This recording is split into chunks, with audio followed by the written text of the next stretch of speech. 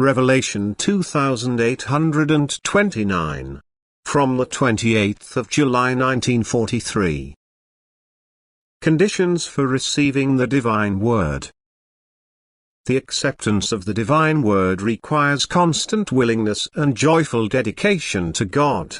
This is why it can only be achieved by people with a God-orientated will, who strive to live a God-pleasing way of life and who put their spiritual aspiration above all else because they desire to be with God and want to be of service to Him. For only the desire for Him enables the human being to hear the divine voice within himself. The desire for Him makes him quick of hearing and sensitive for everything that comes from God. God's gift is at every person's disposal without discrimination. Nevertheless, it does not impose itself and will therefore only be recognized by someone who pays attention and opens his senses to the spiritual flow, who thus consciously and attentively listens inside and thus can also receive the divine gift from within. The divine gift is to be found in the heart. It is the treasure which only needs to be unearthed, which requires no external practices in order to gain possession of it. It is within reach to everyone who merely makes the effort to bring it up to light. God's love offers itself to people in His Word, and people's love must accept His gift.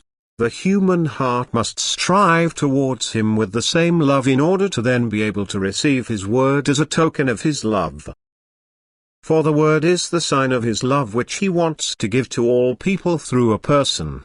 A willing and loving person must become the bridge from earth to the beyond. He must readily place himself at His disposal. He must yearn for God's love and thereby make his heart receptive for the divine love itself.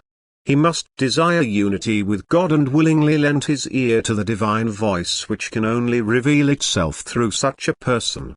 Only a person who carefully listens can hear, and a person only listens carefully if he believes in a power which manifests itself for love of humanity. The recipient must believe in a God of love, wisdom and omnipotence, so that he will look for and find in faith the reason for the divine word which is conveyed to earth.